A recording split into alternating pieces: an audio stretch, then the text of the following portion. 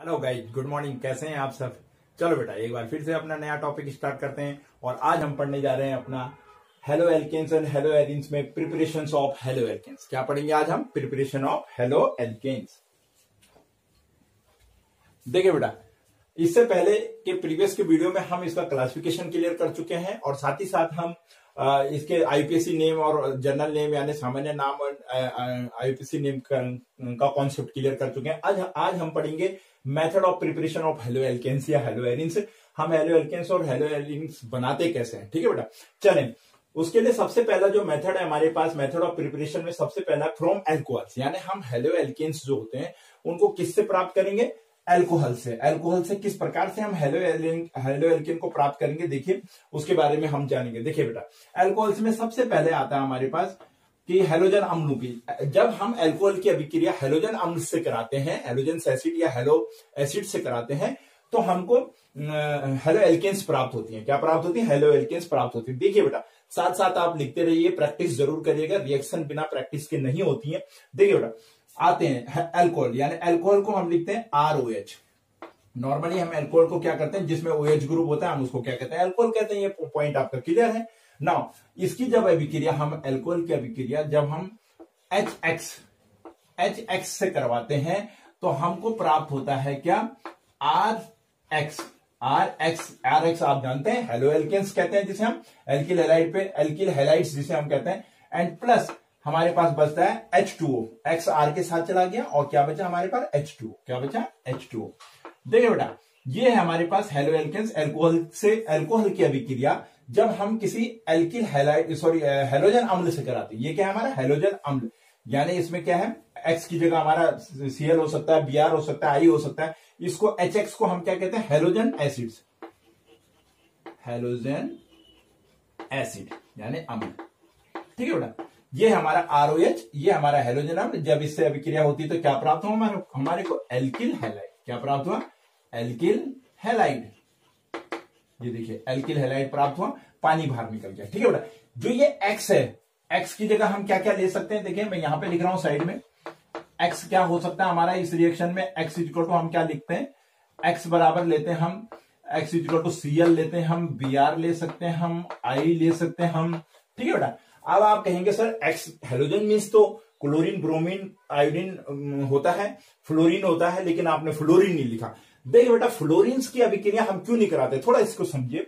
Fluorine की अभिक्रिया इसलिए नहीं कराते HX से क्योंकि फ्लोरीन का आकार बहुत छोटा होता है। देखिए मैंने आपको पढ़ाया था कि हाइड्रोजन और HF जो होते हैं ये हाइड्रोजन बॉन्ड बनाते हैं। क्या बनाते हैं? हाइड्रोजन बॉन्डिंग बनाते हैं। और ये हाइड्रोजन बॉन्डिंग के द्वारा एक दूसरे से जुड़े होते हैं। दोनों का आकार लगभग बराबर होता है। आकार बराबर होने के कारण और मच मोर इलेक्ट्रोनेगेटिव होने के कारण फ्लोरीन हाइड्रोजन को बहुत टाइटली, स्ट्रांगली अपने ऊपर क्या लेता है? बांधे रखता है, जोड़ा रखता है। ये बॉन्ड बहुत स्ट्रांग होता है, इस बॉन्ड को ब्रेक करना मुश्किल होता है, इसलिए फ्लोरीन अभिक्रिया नहीं करता। आपको पता है फ्लोरीन की प्रॉपर्टी की, फ्लोरीन हाइड्रोजन के साथ में मिलकर के हाइड्रोजन बॉन्डिंग बनाता है, इसलिए इस बॉन्ड को तोड़ना आसान नहीं होता। जब तक ये बॉन्ड नहीं टूटेगा, H और F अलग नहीं होंगे तो हमारे को एल्किल हैलाइड नहीं मिलेगा। इसलिए हम फ्लोरीन की अभिक्रिया नहीं कराते हैं। क्लियर हो गया? फ्लोरीन अभिक्रिया नहीं करता है, क्लोरीन, ब्रोमीन, आयोडीन करता है। देखिए बेटा, ये है हमारे पास ROH, HX और RX और जनरल रिएक्शन है।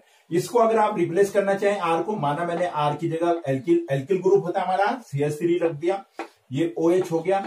अब यहां पर एक कंडीशन आती है बेटा, मैं आपको अभी बताऊंगा। माना मैंने X की जगह Cl लिख दिया। क्या लिख दिया? X।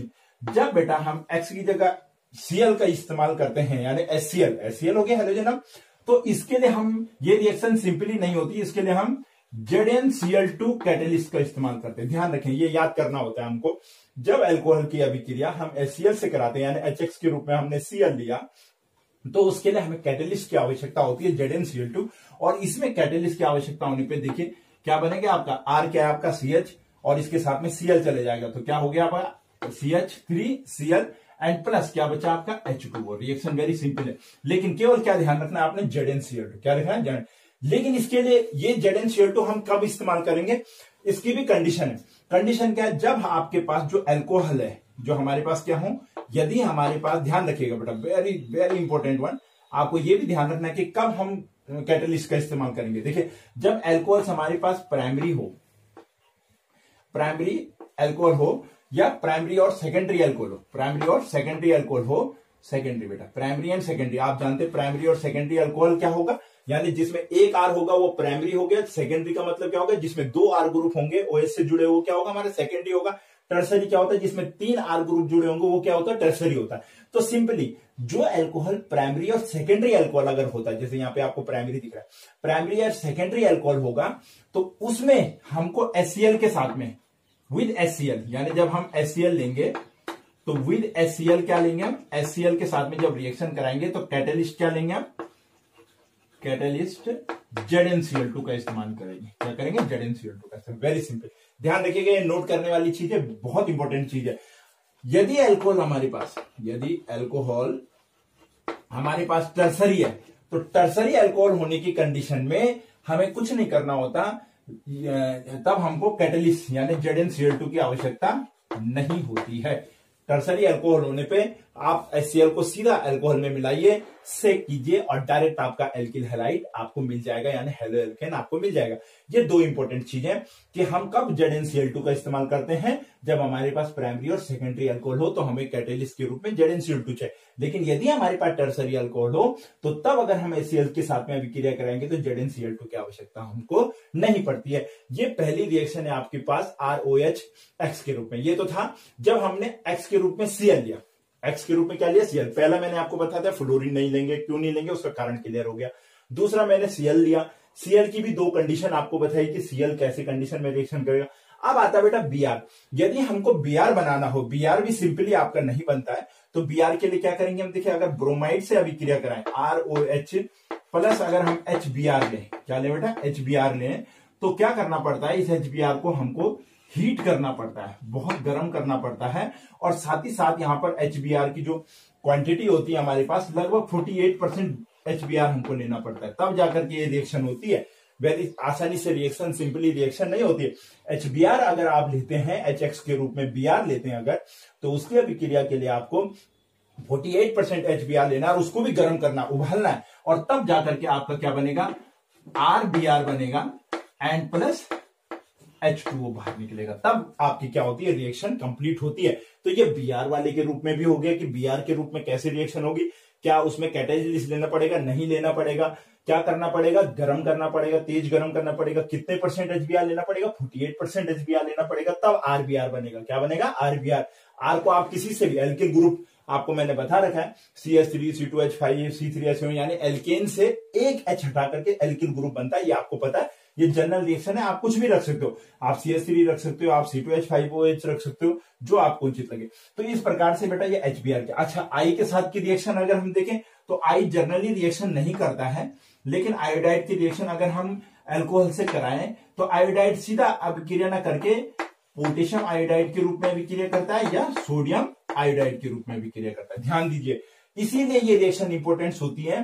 कई बार आपके पास पोटेशियम आयोडाइड लिखा होता है और सोडियम आयोडाइड लिखा होता है, कहा जाता है कि हेलो एल्केन कैसे बनाएंगे, तो बच्चे कंफ्यूज हो जाते हैं कि हमारे पास ये तो पोटेशियम आयोडाइड है और हमने पढ़ा था कि रिएक्शन किससे होती है, हेलोजन अम्ल से होती है। नहीं बेटा, आयोडाइड जनरली रिएक्शन नहीं करता है। आयोडीन बहुत बड़ा आकार होता है आयोडीन का, आपको पता है, लेकिन आयोडीन की रिएक्शन हम किस रूप में कराते हैं, पोटेशियम आयोडाइड या सोडियम आयोडाइड के रूप में। और यहां पर भी इस रिएक्शन को हमको गर्म करना पड़ता है, और ये लगभग 98% हमको क्या लेनी पड़ती है, 95 से लेकर 98% के आसपास हमको आयोडाइड लेना पड़ता है, पोटेशियम आयोडाइड या सोडियम आयोडाइड।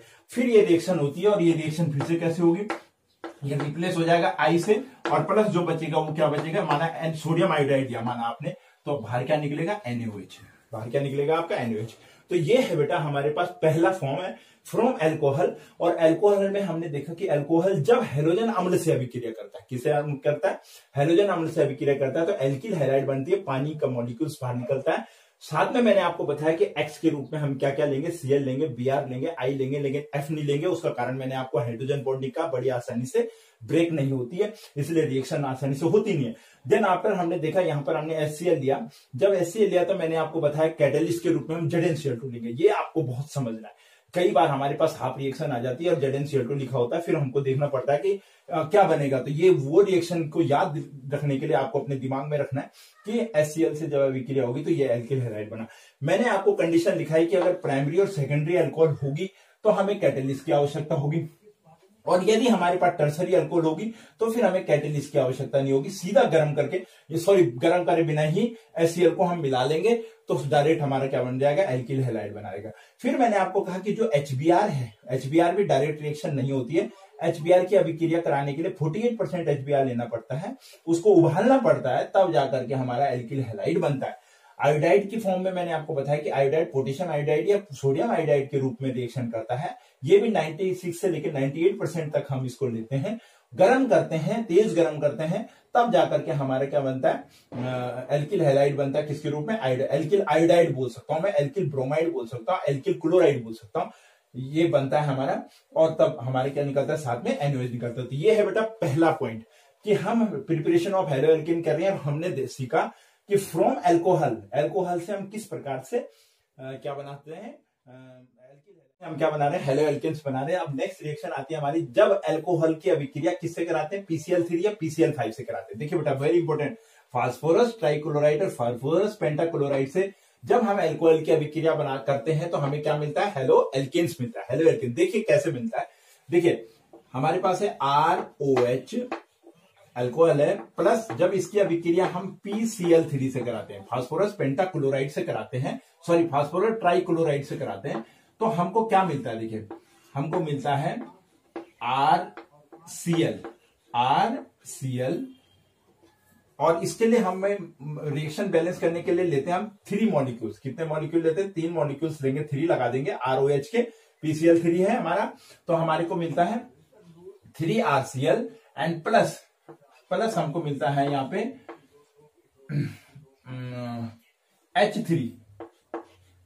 H3PO3 हमारा क्या निकलता है, बाहर निकलता है। देखिए यहां पर हमारा H3PO3, देखिए R 3 थे, तीनों के तीनों R हमारे यहां आ गए, Cl 3 थे, इसलिए 3 हमको R लेना पड़ा क्योंकि Cl3 थे, तो यहाँ पे Cl हो गए, 3 Cl हो गए, बचा कितना P, यहाँ पे बचा हमारे पास P, तो P हमारे ये आ गया, यहाँ कितने H बचे, 3 H बचे, O कितने बचे, 3 H3PO3 फास्फोरिक अम्ल हमारे यहाँ पे बनता है। ये है हमारे पास, जब किसी अल्कोहल की अभिक्रिया हम फास्फोरस ट्राइक्लोराइड से करते हैं तो हमारा हेलोएल्केन्स बनता है, एल्किल हैलाइड्स बनता है, साथ में हमें H3PO3 फास्फोरिक अम्ल प्राप्त होता है। अगर हम इसको रिप्लेस करें, यानी आप इस R को रिप्लेस करना चाहें तो आप इसको लिख सकते हैं CH3OH, R की जगह CH3 लिख दो, C2H5 लिख दो, जो आपको अच्छा लगे। यहाँ पे PCl3 से हम अभिक्रिया कराएंगे और इस अभिक्रिया में हमारे बनेगा 3CH3। ये जनरल रिएक्शन मैंने आपको लिखाई, हमको जनरल रिएक्शन करनी होती है, उसके बाद R को हम आसानी से रिप्लेस करते हैं, एंड प्लस हमारी यहाँ पे बन गई H3PO3, यहाँ पर ये आपका बन गया एल्किल हैलाइड। क्या बन गया, एल्किल हैलाइड, हेलोएल्केन्स बन गया आपका, RX बन गया। क्या बन गया आपका, RX यहाँ पर रिएक्शन के रूप में आपका बन गया।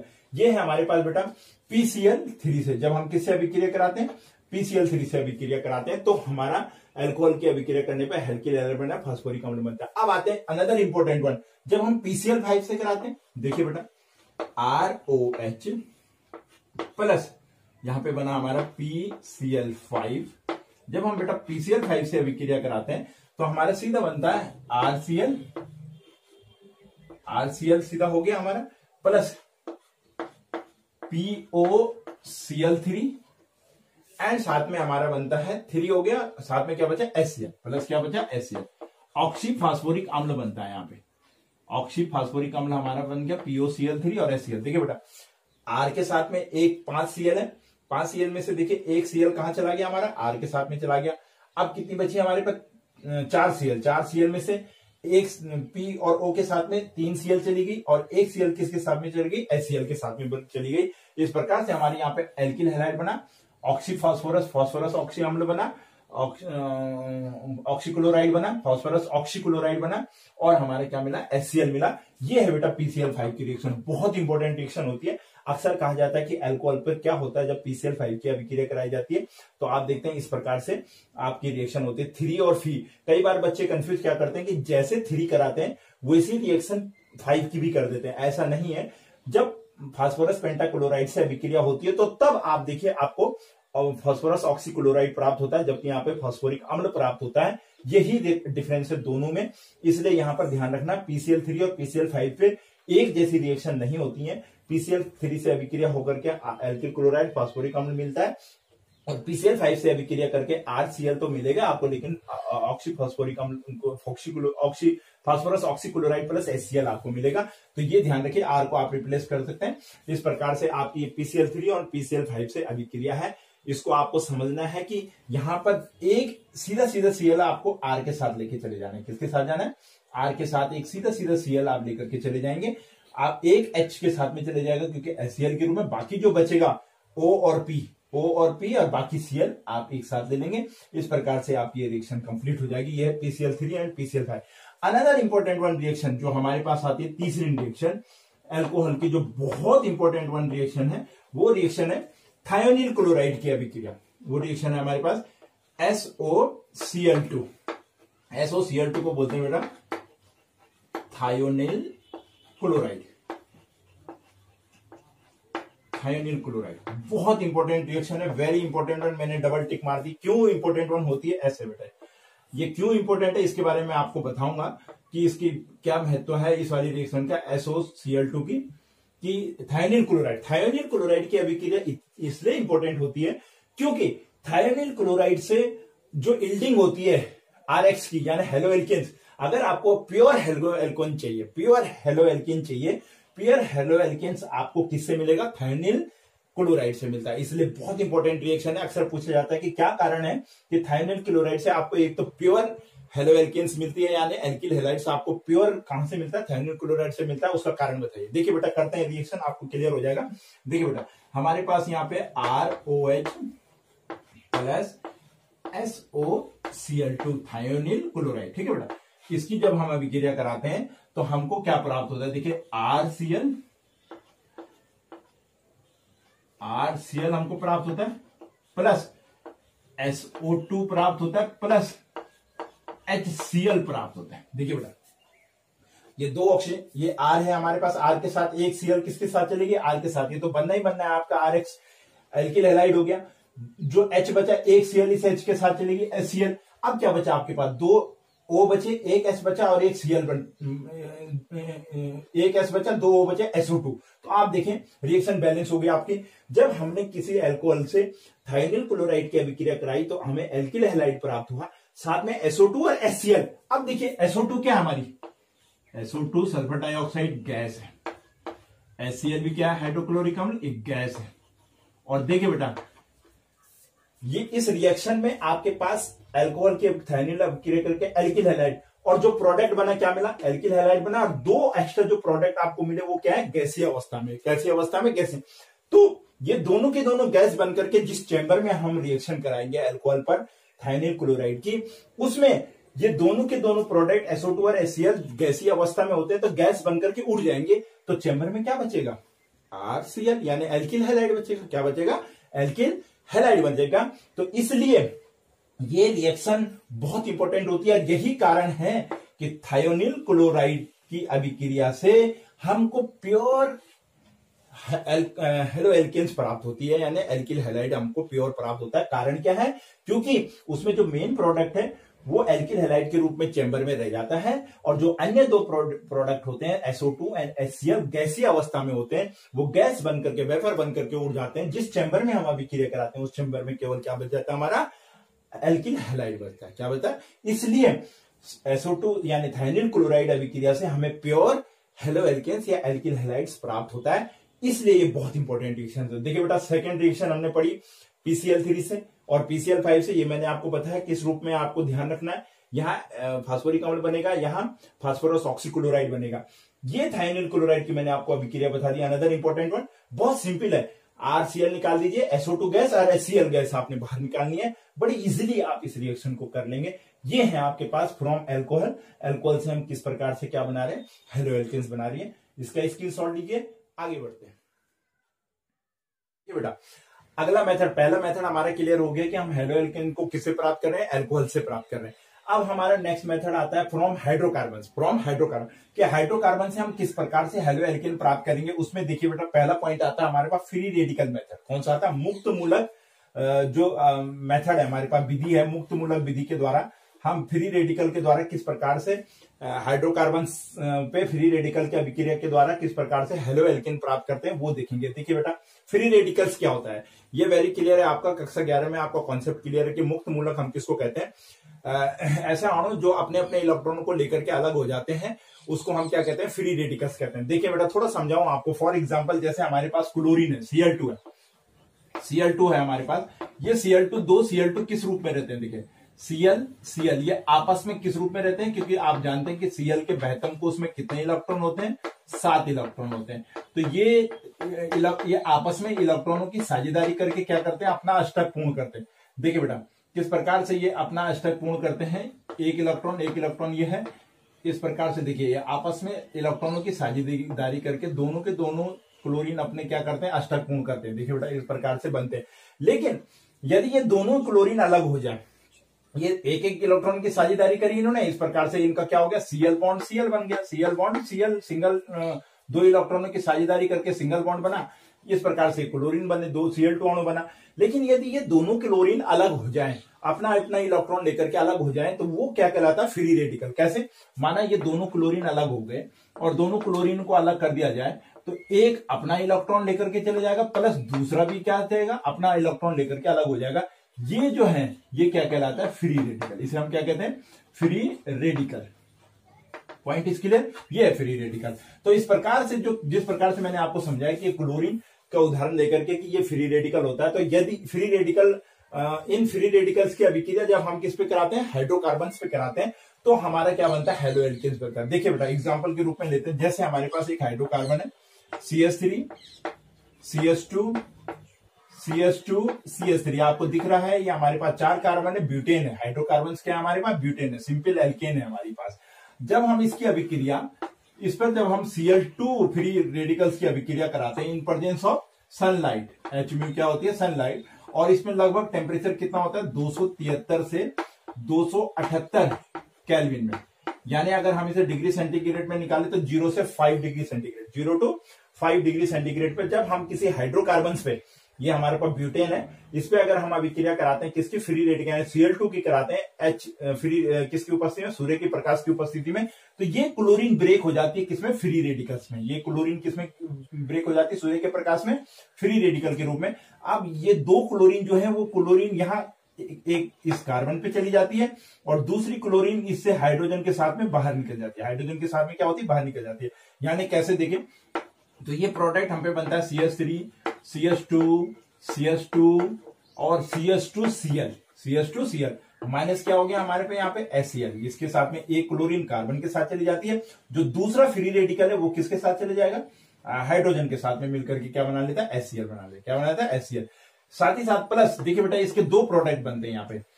एक बार क्लोरीन इस वाले कार्बन पे गई तो हमारे पास ये वाला प्रोडक्ट बना, अगली बार क्लोरीन क्या होती है, इसकी वजह इस वाले कार्बन पे अटैक करती है, दूसरे वाले कार्बन पे अटैक करेगी।